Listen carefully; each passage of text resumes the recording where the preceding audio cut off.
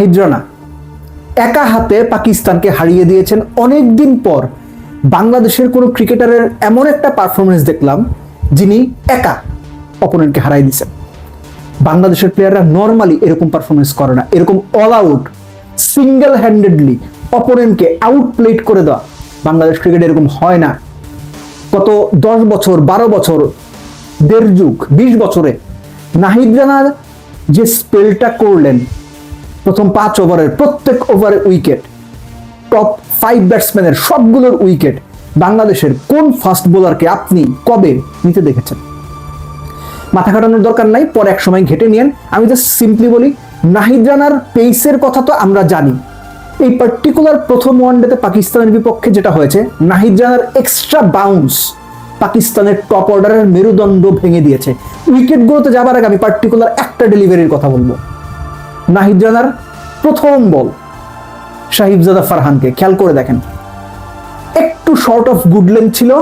Sahibzada Farhan front ফুটে খেলতে গিয়ে লাইক সাইড ওয়াইজ ফ্রন্ট ফুটে খেলতে গিয়ে জাস্ট এরকম দাঁড়াই গেছে, পাটা নিয়ে। কেন? ওই এক্সট্রা বাউন্সের কারণে প্রথম বলটা এরকম ছিল। ওটা একটা প্রপার ইন্ডিকেশন ছিল যে এই উইকেটে পেস অ্যান্ড বাউন্স রয়েছে এবং নাহিদ রানার ওই 145, 47, 48 কিলোমিটার স্পিডের সঙ্গে এক্সট্রা বাউন্সটা তিনি যদি হাইটের কারণে আদায় করতে পারেন, Pakistan will be in serious trouble. শুধু সিরিয়াস ট্রাবল না, পাকিস্তান মুখ থুবড়ে পড়েছে। সাহিবজাদা ফারহান একটা বল ছাড়তে পেরেছিলেন, আর একটা স্কোয়ার কাট খেলতে গিয়েছিলেন, ওটা একটু শর্ট অফ গুড লেন্থ ছিল।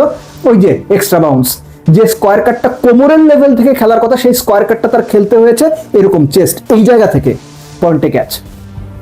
তারপর শ্যামলের কথা আমি আলাদা করে বলবো না, ডেবিউটেন্ট প্লেয়ার, নায়ক হতে গেছেন আপনি। নাহিদ রানাকে হুট করে ওরকম একটা মানে পেসি বাউন্সারে পুল খেলতে যাবেন, এগুলা চাইল্ডিশ হয়ে গেছে, তার কোনো কথা নাই। মাস সাদাকাত খুব ইন্টারেস্টিং ভাবে তাকে আউট করেছেন। লেফটি হওয়ার কারণে তিনি অ্যারাউন্ড দ্য উইকেট গিয়েছেন এবং অ্যারাউন্ড দ্য উইকেট গিয়ে ওই যে শর্ট অফ গুড লেন্থ, এবং অ্যাকচুয়ালি টেস্টের লেন্থে আমরা যেটা দেখি যে টেস্টের ফাস্ট বোলাররা লেফট হ্যান্ডার ব্যাটসম্যানকে ডান হাতি ফাস্ট বোলার যে অ্যারাউন্ড দ্য উইকেট গিয়ে তার বডি লক্ষ্য করে বাউন্সার দেয় বা তার চিন লক্ষ্য করে বাউন্সার দেয়, রিপ কেজ লক্ষ্য করে বাউন্সার দেয়, সাদাকাতকে এক্স্যাক্টলি ওইটাই করছে নাহিদ রানা। এবং ওই বাউন্সারটা সে যখন আপনার হুক খেলতে গেছে, আপনি খেয়াল করে দেখেন, ভিডিওটা পরে দেখেন বা আউটটা পরে দেখেন, যে হুক করার সময় তার বলের দিকে কোনো নজর ছিল না, ওই যে extra pace and bounce did the trick. এবং রিজওয়ানের ব্যাপারটা, that was a good length বল, যে 5টা উইকেট তিনি পেয়েছেন এর মধ্যে রিজওয়ানেরটা প্রপার গুড লেন্থ বল ছিল, সামান্য এক্সট্রা বাউন্স, রিজওয়ানের কাছে কোনো অ্যান্সার ছিল না। সো এই যে নাহিদ রানার 5 উইকেট নেওয়া প্রথম 5 ওভারে 15 রান দিয়ে পাকিস্তানকে শেষ করে দিছে, সিম্পলি শেষ করে দিছে। এবং তারপরে মিরাজ 3 উইকেট নিয়ে নিয়েছেন। এবং এটা নিয়ে মানে আরো আলোচনা করা যায়, আমি ডিটেইল আলোচনাতে যাচ্ছি না, শুধু এইটুকু বলবো যে নাহিদ রানার এই স্পেলটা বাংলাদেশের ক্রিকেট ভক্তদের, বাংলাদেশ টিম ম্যানেজমেন্টের অনেকদিন মনে থাকা উচিত।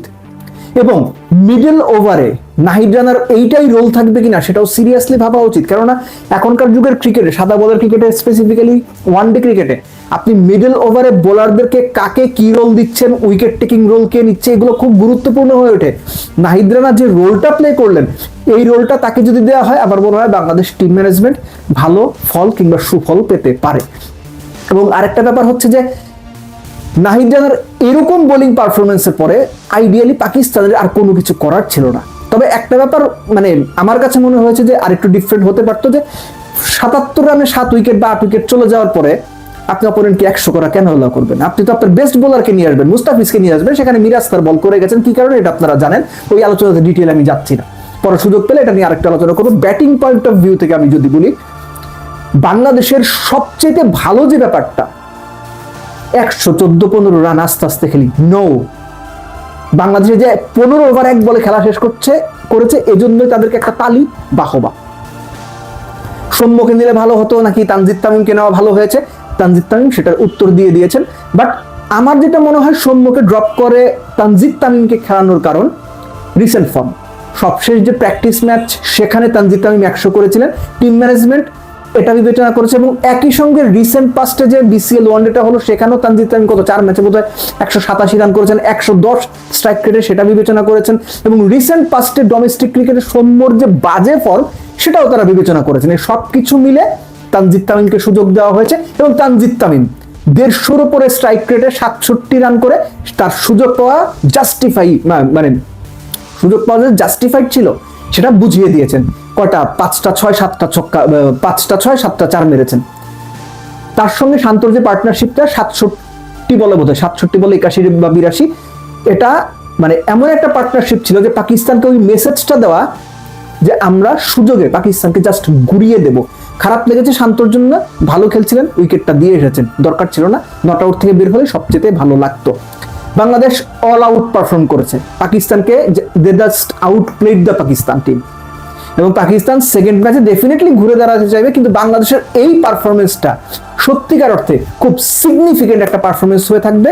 এবং লাস্ট যে ব্যাপারটা, নাহিদ রানার একটা দিয়ে শেষ করবো আমি উদাহরণ দিয়ে, যে নাহিদ রানার কাছ থেকে এরকম পারফরমেন্স কিন্তু আমরা ইতিপূর্বেও দেখেছি লাল বলে পাকিস্তানের বিপক্ষে রাওয়ালপিন্ডিতে সেকেন্ড টেস্টের দ্বিতীয় ইনিংসে 16, 18, 20 এক্স্যাক্টলি আমার মনে নাই, টানা 3 ওভারে বাবর আজম, সাউথ শাকিল এবং আরেকটাকে এক্স্যাক্ট আমার মনে নাই, 3 উইকেট নিয়ে পাকিস্তানের মিডল অর্ডার জাস্ট ধসিয়ে দিয়েছিলেন ওই এক্সট্রা পেস এক্সট্রা বাউন্স দিয়ে।